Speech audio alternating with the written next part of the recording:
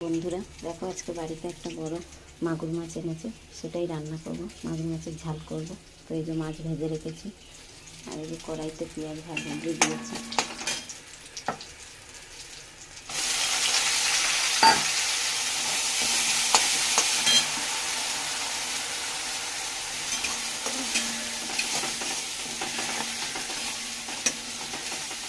পেঁয়াজ বাটাটা দিয়ে কষিয়ে নেব।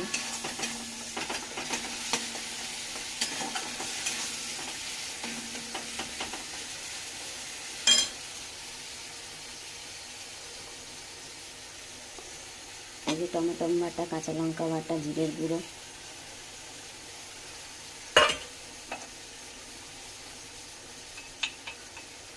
এবারে দেবো লবণ,